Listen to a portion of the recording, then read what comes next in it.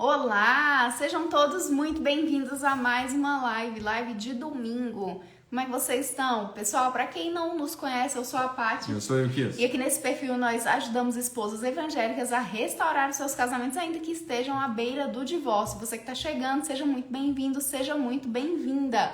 O tema da nossa live de hoje é 2 doenças mortais para o seu casamento. E aí, você chuta quais são essas 2 doenças? Coloca aqui nos comentários para a gente saber.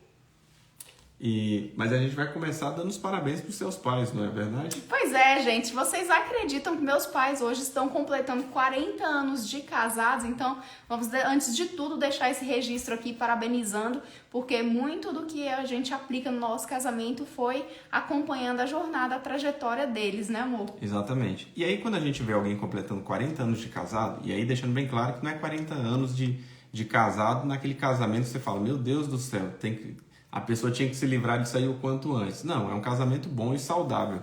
E quando a gente pensa no casamento saudável, a gente começa a observar determinadas coisas que acontecem ali, que a gente pode copiar, porque são coisas boas, ao mesmo tempo a gente vê determinadas coisas que a gente não deveria copiar.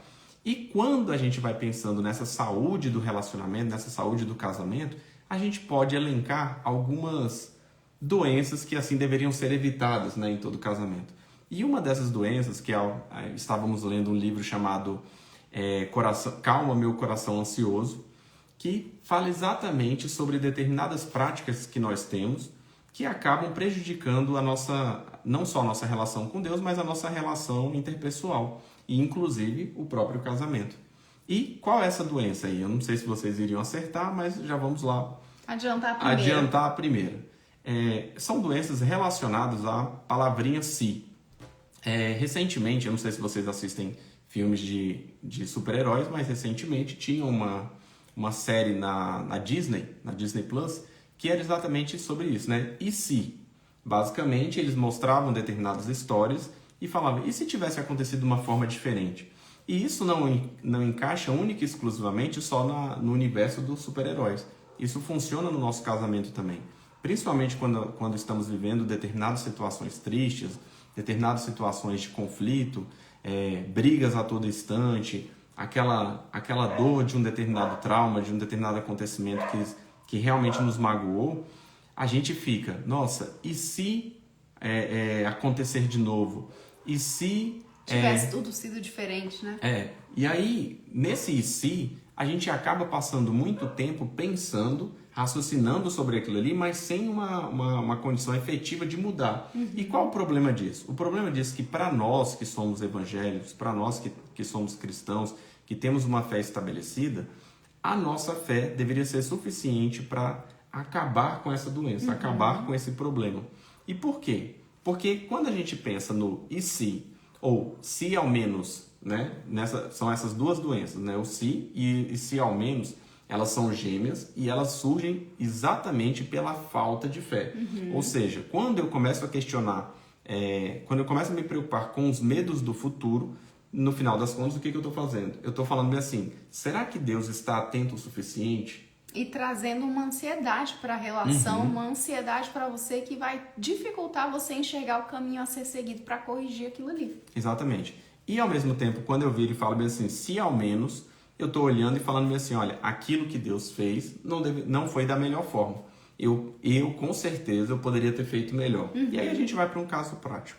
Quando a gente está vivendo um relacionamento e o nosso relacionamento começa a entrar em crise, a gente fica pensando, e se piorar? E se repetir isso aqui? E se for sempre assim? E aí, quando a gente está falando isso, alguém que não é cristão poderia até simplesmente pensar desse jeito, porque afinal de contas, mesmo que ele não professe isso, mas ele... acaba sendo o seu próprio Deus. Ele acaba sendo o único e exclusivamente responsável por tudo que acontece na vida dele. Agora nós, que entregamos a nossa vida a Deus, a partir de um determinado momento, nós compreendemos o quê? Que Deus é responsável por aquilo que acontece conosco. Então, se eu confio em Deus, se eu acredito que Ele realmente é capaz de me amar mais do que eu mesmo me amo, eu tenho que confiar nele o dia do amanhã e também o passado, né? Então, quando eu penso no e se o meu casamento continuar ruim, eu tenho que pensar o quê? Primeiro, esse pensamento não tinha que estar vindo agora, porque ele me gera uma ansiedade. Toda vez que eu olho para o futuro, duvidando e só olhando as coisas ruins, isso gera uma ansiedade em mim. Ao mesmo tempo, quando gera essa ansiedade, eu diminuo o poder de Deus no futuro. Ou seja, pode falar. E eu ainda também tenho a tendência a não agir como eu deveria, porque eu tô lá no futuro. Exatamente. Eu tô projetando a minha vida para o que ainda pode vir a acontecer e eu paro de me preocupar com o presente. Como eu paro de me preocupar com o presente, eu acabo largando mão de um monte de coisas que eu deveria fazer hoje para mudar esse futuro que eu imagino que vai ser ruim. Exatamente. Eu deixo de agir, né? Porque eu fico simplesmente me preocupando com aquele futuro lá.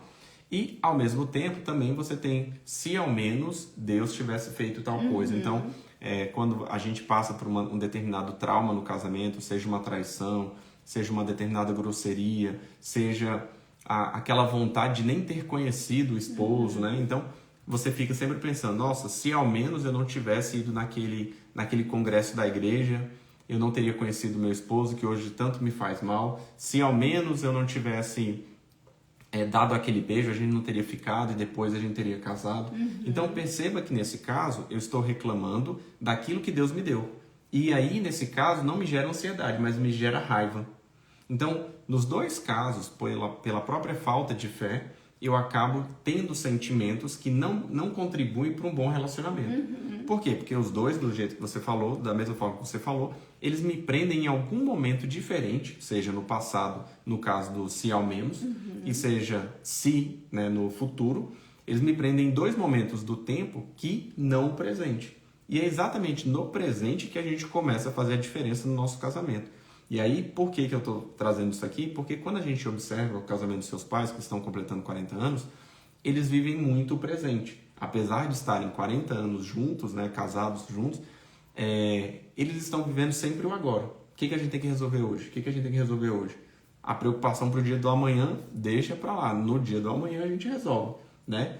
Principalmente porque se você fosse ficar o tempo todo se preocupando ao longo de uma convivência de 40 anos com o passado ou com o futuro, você jamais desfrutaria do presente. Eu jamais chegaria aos 40 anos de casados, né?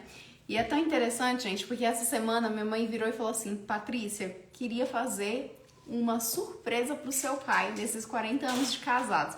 Falei, diga, ela queria viajar com ele. Falei, tá, mami, vou olhar pra senhora, a hospedagem, mas aí a senhora tem que ver a questão da passagem pra senhora ir com uma empresa de turismo. E ficamos nisso. Coincidentemente ou não, é claro que a gente não acredita em coincidências, né? Mas na manifestação de Deus, né? Na vida da gente, ela comentou com uma amiga há mais tempo que gostaria de ir até essa cidade, que é aqui perto de Pirenópolis. E aí essa amiga foi e mandou para ela esse convite justamente na semana do casamento deles. E aí assim eles foram a Pirenópolis, curtiram, se divertiram e viveram o presente da melhor forma como eles poderiam, que foi o quê? Fazendo aquilo que ela sonhava e ao mesmo tempo ela nutrindo a relação, fazendo depois de 40 anos de casada uma surpresa para ele. Olha que coisa interessante, que coisa rica, que coisa preciosa. Então, o que a gente tem que fazer para manter o nosso relacionamento dessa forma ao longo dos anos? É com muita paciência, isso aí vocês já sabem, é com muito amor, isso aí vocês já sabem, mas é abrindo mão de viver ou o passado ou o futuro para viver o presente. Boa noite, Anne, seja muito bem-vinda. Vai ficar salva. A live vai ficar salva. Hoje nós estamos trazendo aqui 2 doenças mortais para o casamento e aqui a gente manifestou quais são essas 2. Que é a palavra se ou se ao menos. A se é voltada para o futuro. Se eu fizer tal coisa, se eu desistir, se o meu casamento não ficar bom dentro de X tempo, e isso gera ansiedade e limita a sua visão sobre o agora, e se ao menos, que aí você fala, se ao menos eu não tivesse feito tal coisa, se ao menos eu tivesse desistido de ir naquele encontro, eu não teria me casado, se ao menos eu não tivesse me casado, você começa a viver o passado e começa a ficar com raiva, com ódio daquele passado e do seu presente por conta da decisão que você tomou lá atrás.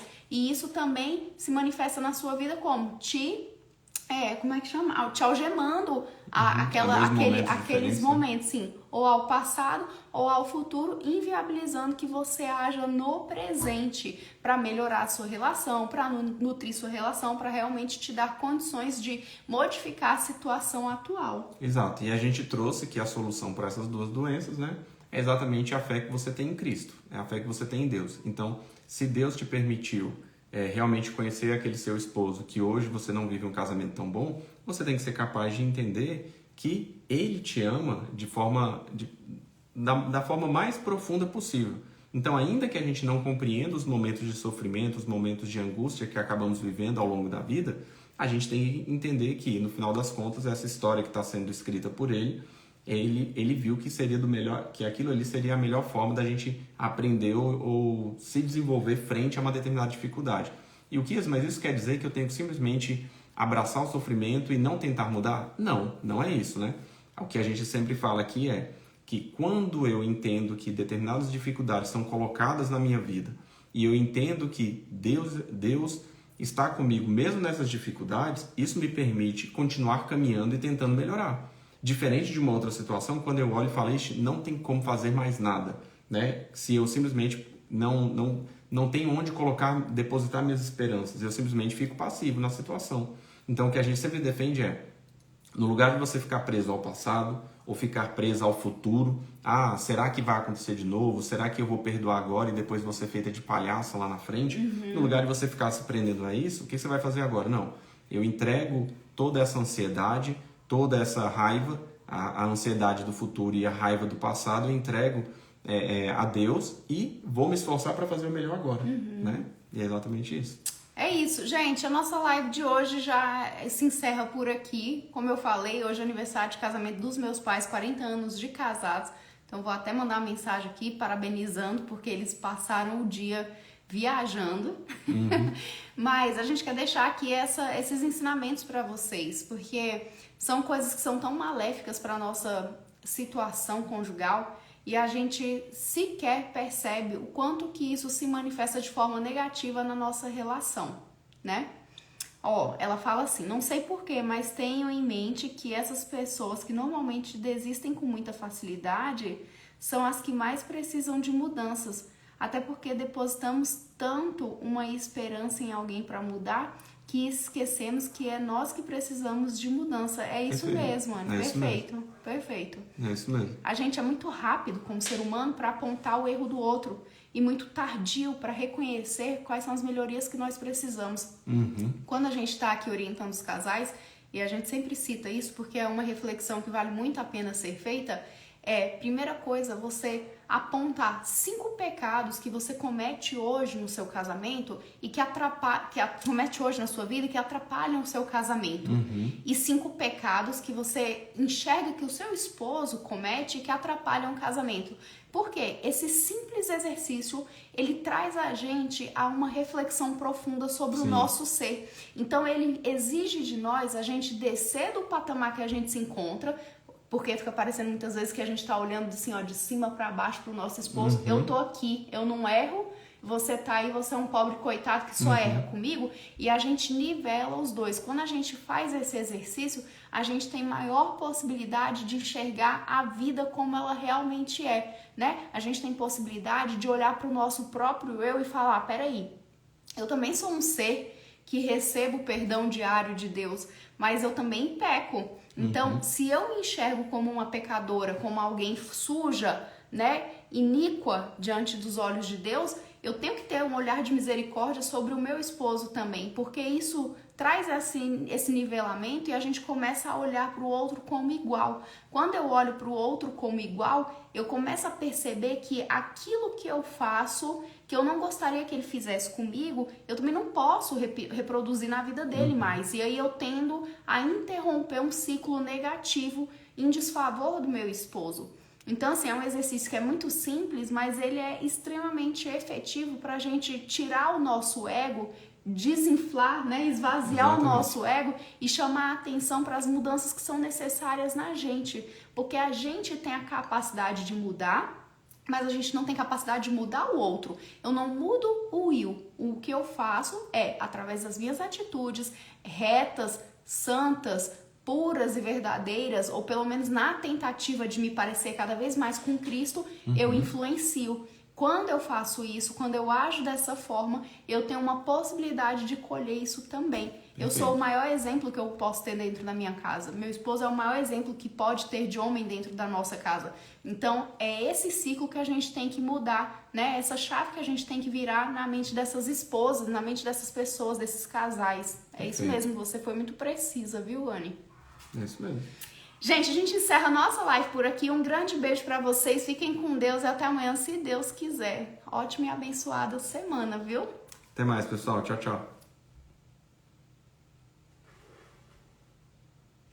Clica aqui, Chuchu, por favor. Ah, tá. Tô esperando você clicar. Ficou...